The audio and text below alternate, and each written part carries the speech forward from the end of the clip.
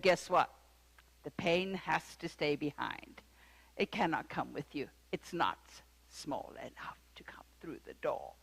So, anyway, welcome. Welcome to Center for Spiritual Living East Hawaii on this beautiful Memorial Day Sunday.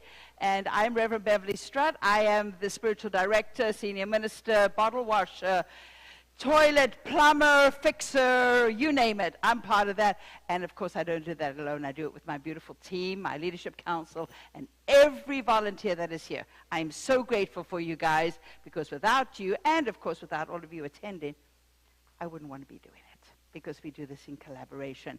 And on that note, I'd also like to honor this Memorial Day weekend any of our veterans. If you're a veteran here present, please stand so we can honor you. Yes. Thank you.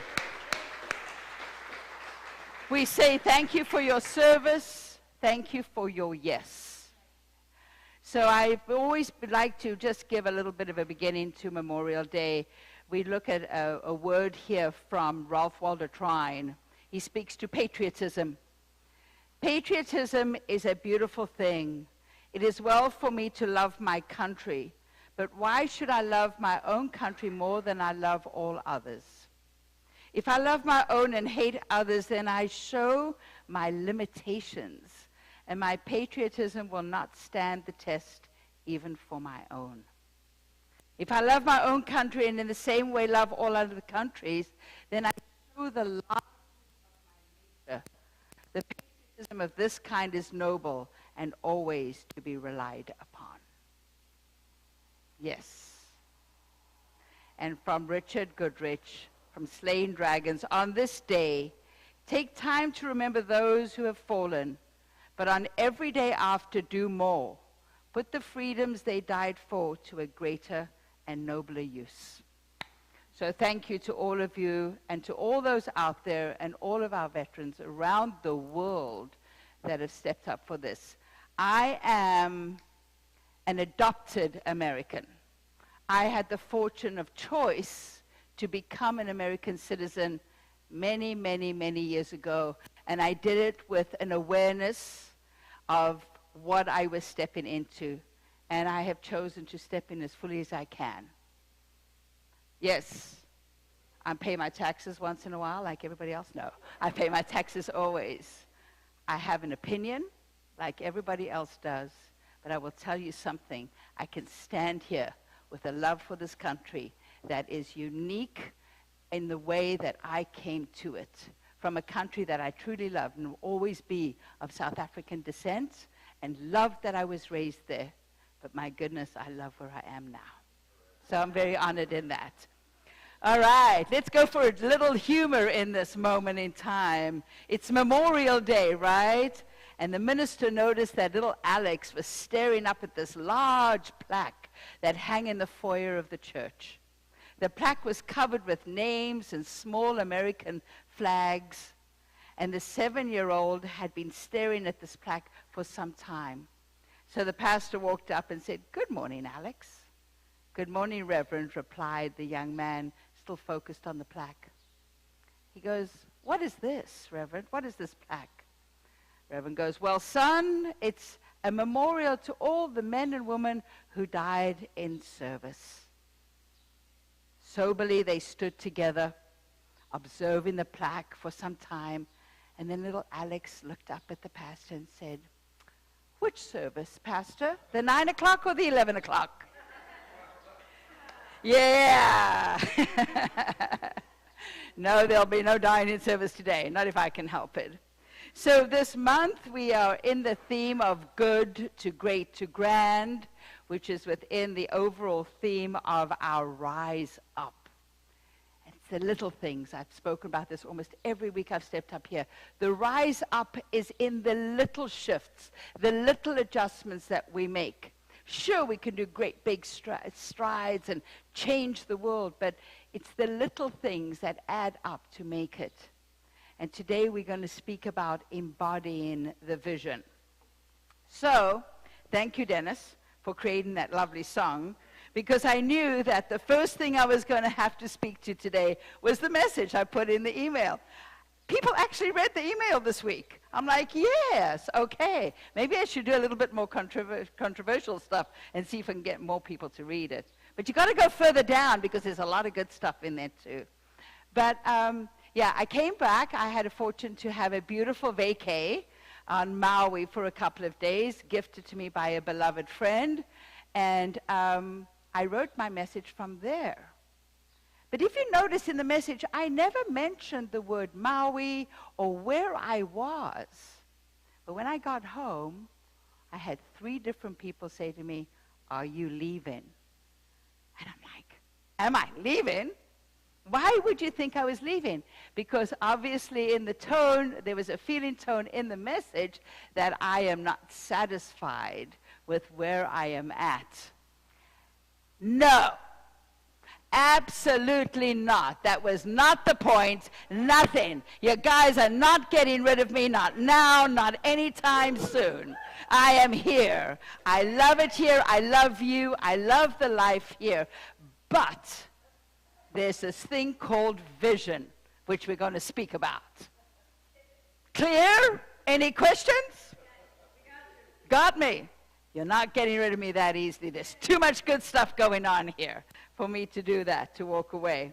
So, you know, we speak about visions and intentions and everything, and of course, over the course of our lifetime and years, we may have different visions for our lives. I started out a young girl as wanting to be a ballerina, which was great, right?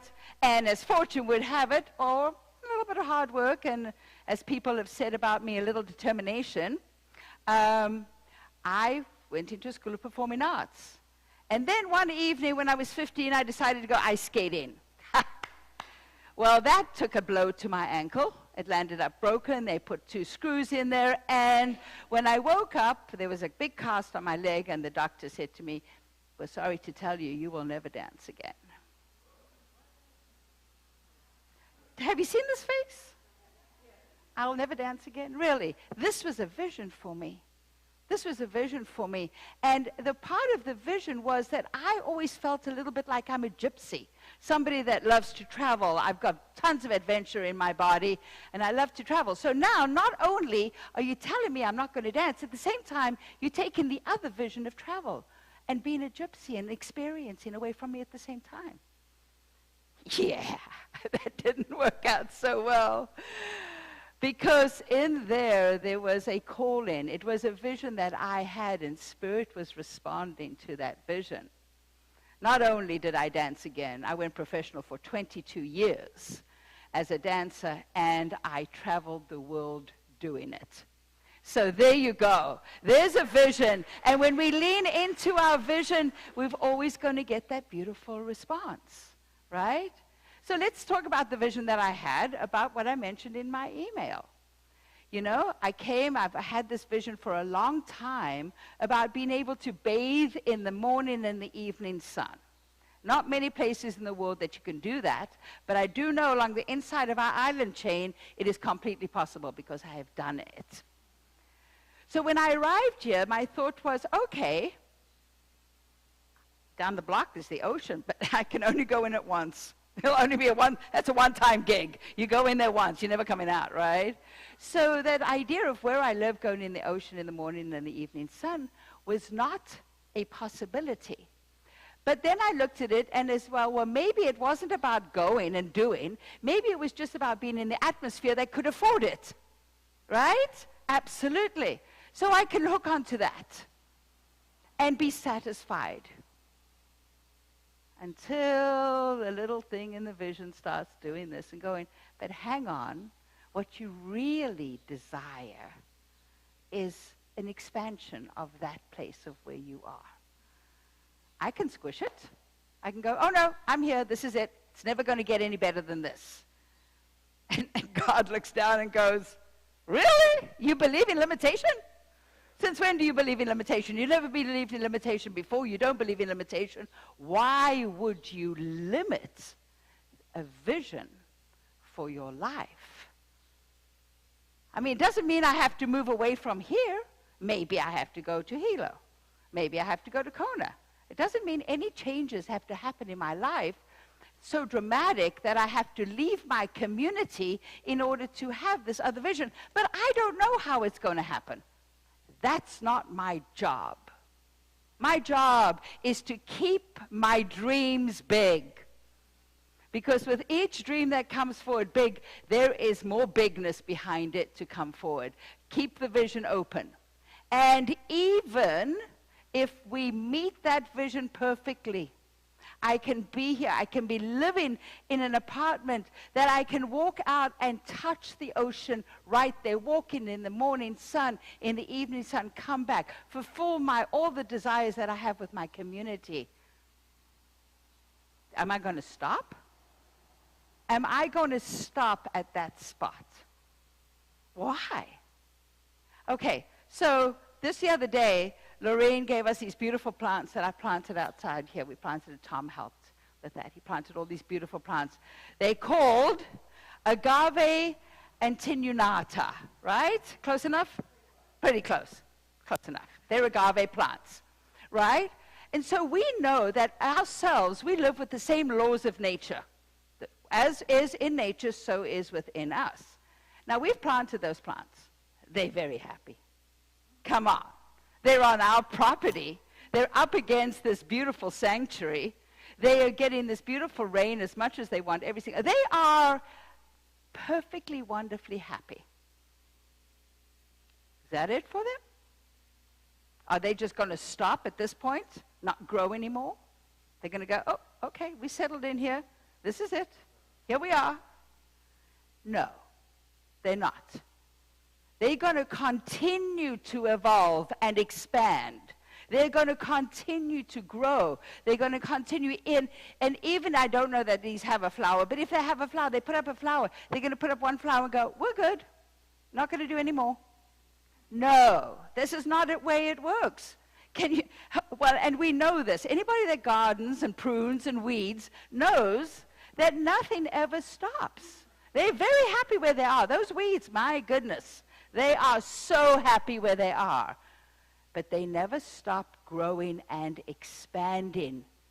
Always. It is the law, it is the nature of nature within itself to continue to grow, to continue to expand, to stretch, to redo itself, to go from good to great to grand, over and over and over again. Why are we any different? I don't think we are. I don't think we're any different at all. In fact, even now Nelson Mandela said, there's no passion to be found playing small, in settling for a life that is less than the one you are capable of living. There is no passion to be found playing small, in settling for a life that is less than the one you are capable of living. Okay. So we grow. Now, somebody asked me the other day, but what happens if I had this vision for my life and I changed my mind? So you change your mind. That's a choice you make. What happens if I'm almost there, but where I am is really lovely? That's fantastic. Where you are, it's not settling. If where you are is comfortable and wonderful in all of its manners. You know, it's like going on the freeway, right, up to Santa Barbara from San Diego. You're going up the freeway, and you're going along. And you go, oh, gosh, that looks like a great rest stop. I'm going to get off the freeway right now and go. Now, your vision is getting to Santa Barbara. But you've gone along the way, and you found something that's very intriguing. And you've got off, and you've done that, and you're very, very happy. And then one day, you go, oh, my goodness. I remember that desire for that thing that I wanted to experience in Santa Barbara. So what do? You get back on the freeway. It's the same thing with our visions. At any point in your life, you can look and go, okay, there was something that was calling me in that direction that I would still like. No, no, no, you can't go anywhere. You've chosen this. You can't go anywhere. You got to stay. You got to settle. This is good enough. Remember, you said it was fine. No. That is not it at all. That vision is out there. That desire is out there. And if you find a time in your life where you are, you've expanded to a point where now you want to try something different, you get back on the freeway. and you get going. Why not? And it might not be Santa Barbara now. It could be further north. It could be Washington, for all you know. The visions can expand, but you get to do this. You get to make a choice for your life.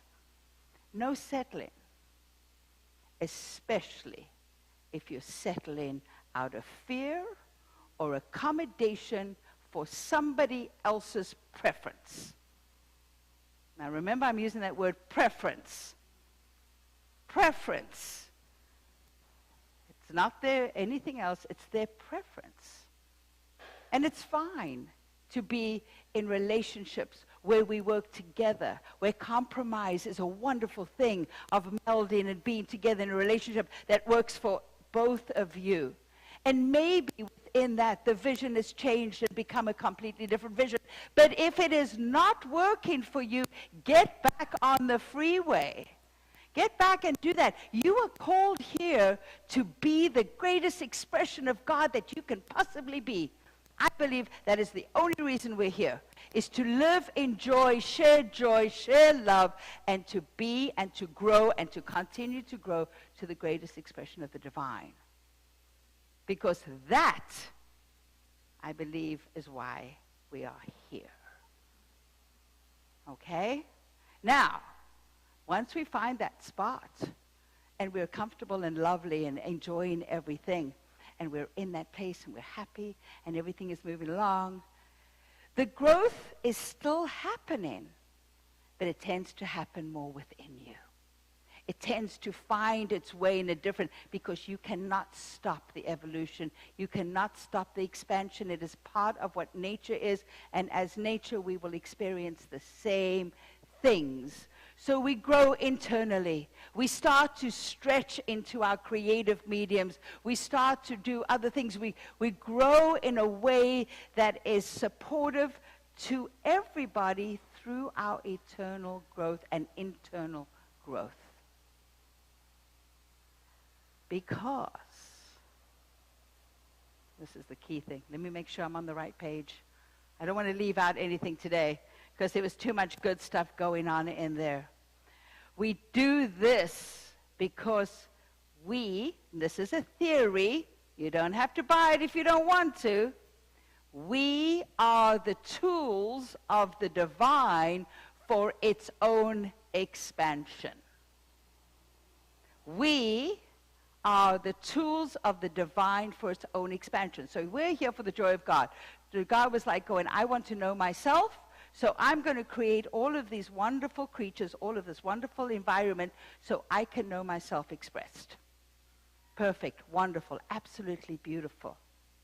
But within that, there is growth and expansion. Why? Because God, in its magnificent, wants to grow and expand, and uses us to do that. And uses our individuality to do that, because there's not two creations the same. There's why? Why would God create two things the same? Why? Because it can't create many things. It has to create. Oh, no. I'm out of ideas. I'm just going to create two people the same, maybe six people the same. I'm completely out of ideas. I'm limited. Yeah, God, not being limited, has never created any two things alike. And think about this. If we are tools, just as human beings are tools for the divine of expansion, every single thing, every single idea that comes through us will be manifested and demonstrated in its own individual manner. So just in here, what do we have, 20, 30 people? One idea that is coming forward from the divine right now is going to manifest in 30 different ways, because it cannot do anything else, because we're not the same. So no matter how much we think, oh, I'm much like that person, I'm going to have the same. No, you are individual. So with each idea, one idea, God gets how many different expanded demonstrations. And this is happening how many times a minute? We are tools for this magnificent power, this magnificent creative intelligence to expand and to know itself even greater. Isn't that brilliant? Isn't that absolutely? So people go, oh, well, I don't know what my purpose is in life. Just show up and breathe, pretty much. Show up and breathe, you'll be good. You know, have an idea once in a while, you know, maybe go out, pet an animal, be kind. But just show up and breathe. That's all you really need to do, because those ideas are going to come, and as they come through you, you are helping the whole universe and cosmos and everything to continue in its magnificent expansion. Isn't that nice? I wake up and breathe. Even when you're sleeping, it's probably happening. Because, you know, we all dream. We dream big, don't we? Yeah, we dream big. Isn't that great? And then we want to know, why else can we do this? Well, look at our vision statement. Why do we keep our vision clear? Awakening humanity to its spiritual magnificence. So we are also here to hold a higher vision for the experience that humanity is having on this planet right here, right now. We are here to hold a higher vision for that. We're here to do the things that we can do, but more importantly, and I think you know this because I've said it so many times, the things that we do are very important. Go out, support your community, open the doors for people to feel comfortable and welcome and loved. But more importantly, you've got to be it. You have to be it. Doing it is great. But if you're not being it, because in being it is what this creative energy responds to. It responds to the feeling tone of who you are, and it creates from that place. So you have to be it. Right? The other day we were talking about all the changes that we have, and I put on in our circle of creative conversations in consciousness. I said, what are our different visions for ourselves? And we had the physicals. They're great to have physicals. And then we had the emotional ones. And one of them was peace of mind. That's a vision we can all lock into, peace of mind. So what do you do to create peace of mind? What do you do to create peace of mind in the environment and within humanity as we awaken to it? Nothing. You don't do a damn thing. What do you be? You have to be peace of mind if you want to see it in the world, in your world, and in the world around you. There's no doing in this, folks. This one is definitely the being. Now, I'm not saying that we don't do good stuff in our communities to build and to inspire and to know that these things are happening in our world. So what I had said over here, I had said we are all the tools that God uses for its own growth, and our own individualized expressions are the one-of-a-kind filter through which God is growing uniquely. This is also in that feeling tone. When you embody that idea of peace of mind, you are expressing that in your own individual manner. So it's not just in the doing, it's in the absolute being. And somebody said once, often, well, that's great, but I don't really know what to do, you know, and really I'm such a small person. How much change can I make in the world? How much difference can it make if I embody my vision? It's just one tiny little vision in this big expanse of it. What will this little be? And I don't really know if I have enough faith to actually do this. Really? I always think of a mosquito. When somebody says, like, I'm really small and can't really affect the atmosphere, I think of a mosquito. But what I'm going to go back to is I'm going to go back to the parable of the mustard seed. How much difference, what can a minor, baby, little mustard seed do in this grandeur of this magnificent intelligence? Well, this is from the Gospel of Luke. It is like a grain of mustard seed. This is our faith. This is our choice. This is our desire to be. It is like a grain of mustard seed which a man took and put in his own garden. And it grew and became a large tree and the birds of the sky lodged in its branches. So when we take our vision for what the world can be, when we take even our own vision for what our desire life is, and we take this movement from good to great to grand as a vision for our collective reality, it's not just for the world or humanity as a whole, but it's also for the individuals.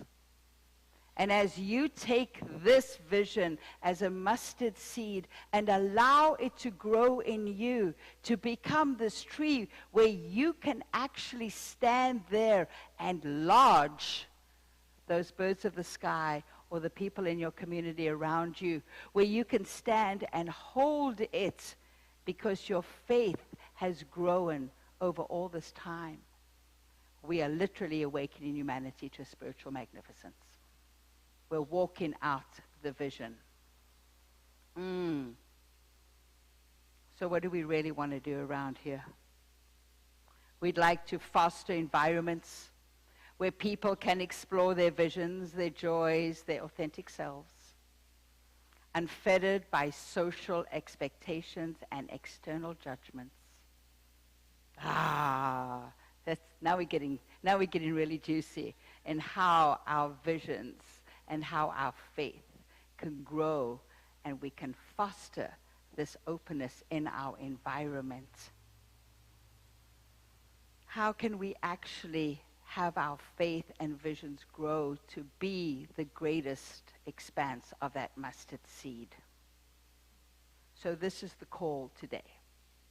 This is the call on our hearts and the call to our action. Be the change you want to see in the world and embody the vision you have for it. We know and understand that as we shift, that spirit shifts in agreement. So make that shift in the world. Lean into your faith. And more importantly, keep your dreams alive. And this is how we keep moving from good to great to grand. So in closing, from Dr. Ernest Holmes, the founder of our teaching, he speaks this on continuing to dream, to make sure that you keep your visions close to your heart, so that not only do you honor yourself, you honor all of humanity. He says, always there is something locked behind the border, something yet to learn. We always find it so, and the search and the seeking are eternal. The spirit will be true to itself in every level of expression, but it will never be completed. I'm going to say that again. The spirit will be true to itself in every level of expression, but will never be completed. If it were ever to be completed, then we should have to add the assumption of completion, continuation, and eternal boredom. And then even God would become tired of itself. God is doing something to and through every one of us all of the time. And as our wonderful Emerson has said, the Ancient of Days is in the latest invention. So we stay present, we stay focused, we go from good to great to grand, and above all else, we don't lose sight of our vision, and we keep dreaming big. So it is.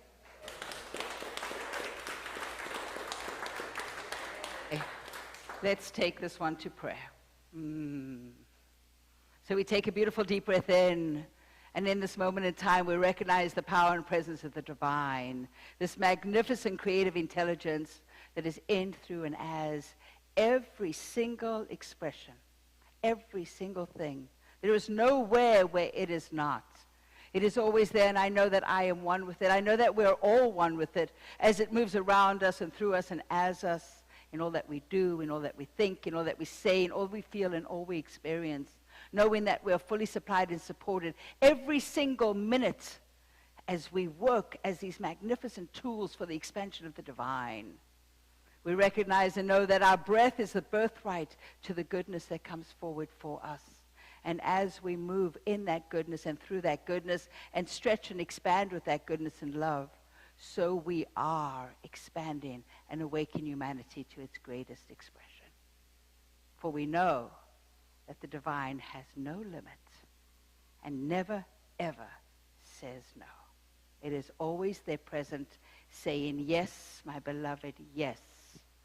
It is done unto you as you believe, so step in fully, dream big, and know that it is always going to be answered well. And so I claim it to be so. And we call it together by saying, and so it is. Thank you.